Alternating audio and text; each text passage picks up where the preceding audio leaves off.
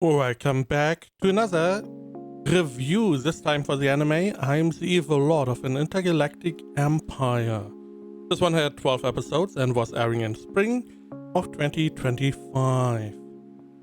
Here's the synopsis for my anime list. In his last life, Liam lived as a moral, responsible person, but died deep in debt and betrayed by his wife. Reborn into the ruling family of a vast interstellar empire, Liam knows that life is divided between the downtrodden and the ones who do the stomping. So this time he's going to take what he wants and live for himself. But somehow things refuse to work out that way. Despite doing his best to become a tyrant, Liam's decision lead to nothing but peace and prosperity for the empire under his rule, and he just gets more and more popular. This one reminds me a little bit of Eminence of Shadows, where, the main character Liam here, he is trying to be selfish, like in the Evil Lord, being egocentric. Give me everything, I will take everything. But somehow this works out and, his empire is prospering. Now, this is an Isekai. However, there are some differences. Now, the first big difference is that he is a grown man in his past life. He had a wife, he had a child, he had an office job.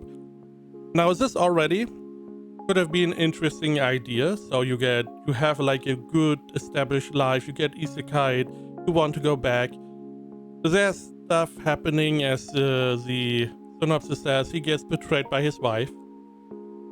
And he is working because he's debt-ridden, he is working overtime, he is getting sick. And this is where our main antagonist comes in, which is the guide you see at the back here, with a little head. Now, our guide, he is like a supernatural being, and he likes to feed off misery and negative emotion. Now, Liam has a lot of it, because, end of his life was not really doing well, but the guide is like, okay, we have something special here, let's try to grow this one. So he offers him to reincarnate him, and Liam takes the offer, and the idea is for the guide, hey, I'm going to put him into his new life, maybe build him up a little bit, give him a little bit positive emotion, and then dump him down into the depths of hell so I can gorge myself on his negative emotion. That is his idea. Now, it doesn't really work out for him that well, but he's more or less the, driving plot point for why people are against our guy Liam so much. Because, his plan doesn't work, so he's going, hey, plan B, try to get Liam to experience despair so I can gorge myself on him. So that is why people do specific things. We get an explanation why people are acting stupid in some cases. Now this is a sci-fi isekai. We do get some mechs, you see the mechs at the back. You get ship battles, you get it's not like, 5 ships against 5 ships. No, it's like 200, 1,000 ships shooting their lasers at the same time against another 1,000 ships. Real big battles, ship battles, which is nice. I like that. Already really interesting. Now the animation is it's solid. It's solid. Some parts are a little bit meh. Some parts are better than solid. It's averaging on, I would say, solid. It's definitely watchable, interesting, enjoyable. Enjoyable is probably the best way to put it. And you have this sci-fi empire. He's becoming the head of the empire because of reasons.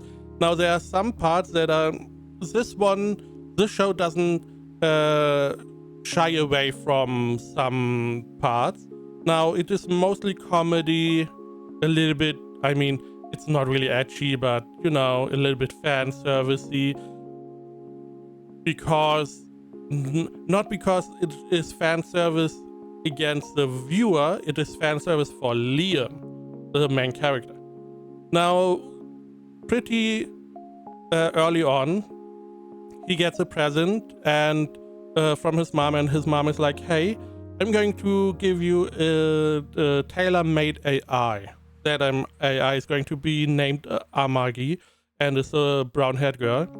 Now, our guy Liam, he gets like more or less a catalog where he can make his AI. So, the hair, brown hair, long hair, what body stature, how tall.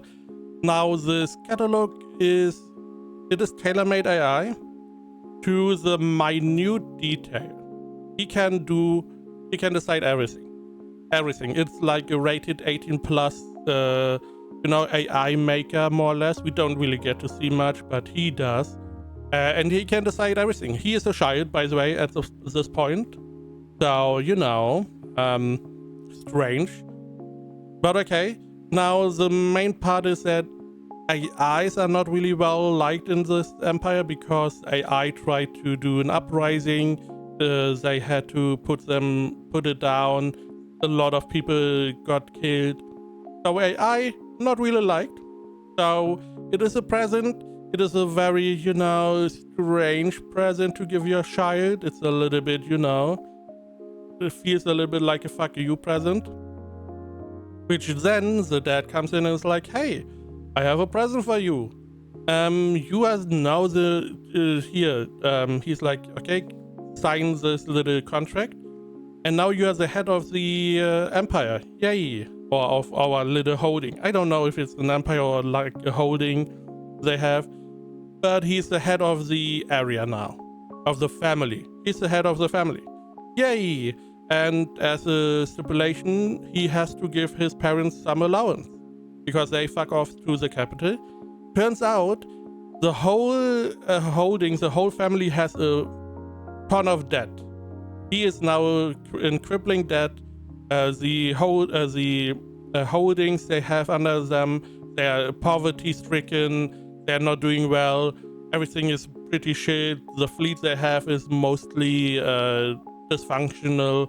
The army they have is not really working. So he's getting fucked over more or less from the beginning in this new life. And this is where we, more or less start the story really. How, he's living his life here. He's training in sword styles, the fights. We get the normal isekai life, more or less normal. Another part that is a little bit different. So we do see there are pirates in this universe, naturally, and we have to engage these pirates for some reasons or another. Now we do see that these pirates, they like to kidnap people or imprison people, seemingly mostly females, and they like to, turn them into toys. Now, not the kinky way. They like to do more artsy stuff. So we get to see what they do to them. Now this can turn into many different things. The pirates have a specific guy here who likes to experiment, turn them into slime, into other creatures, pop out an arm, put it on a different body part, pop out the eyes, put them on the nipples, something along those lines. They are very grotesque in their, art they do, and these are living beings that are still living and more or less feeling all of this. I don't know if they get any anesthesia, so they don't feel anything. I don't really know. It is very grotesque what they do. So this story does, it doesn't shy away from some pretty fucked up shit. Overall, the main character, he has some parts that are really likable. He is very, I am first, don't fuck with me. He's also very protective of Amagi, his AI, because, again, she's not well liked. He's also very childish, which I do like, so this is for later on. It is not story related, really. But he gets offered like, hey, there are two different factories to make ships. There's like one factory that is not doing too well, but they are more functionality, while the other one is more, looking good.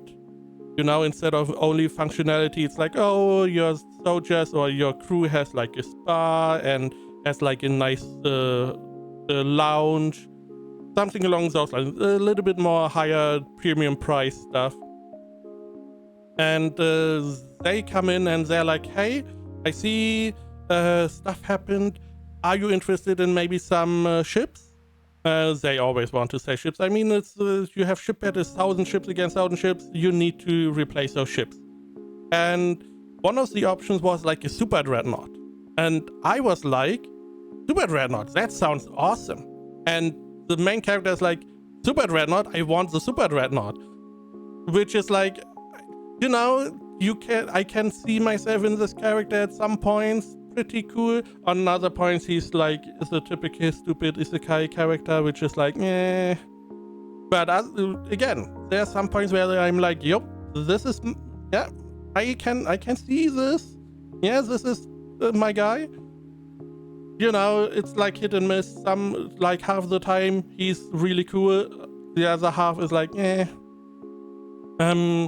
The AI Amagi, pretty awesome character.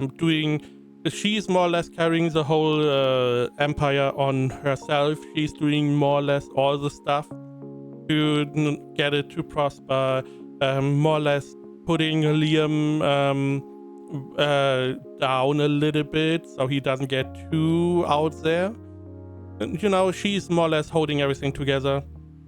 There are some other characters. They are pretty typical, more or less. We get some comedy interactions, a lot of comedy in here. Apart from like the one fucked up scene for the pirates, it's mostly, or two fucked up scenes, it's mostly comedy. And pretty enjoyable. I do like the sci-fi aspect. I do really like that, we have like big fights in the sci-fi. We don't really get to see much ships against the other ships fighting. It's mostly, hey, laser barrage shields. However, it is a pretty big spectacle. So I do like that we have 1,000 ships against 1,000 ships and not like 5 against 5. They could have done that as well, but they opted for the spectacle, which I appreciate a lot, especially with the mechs and them then fighting. It is very enjoyable to watch. My anime list gave it a 7.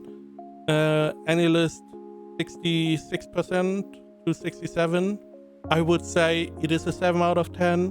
I would give it like a somewhat high 7 out of 10 if I could, because in the realm of isekai, this one pretty enjoyable.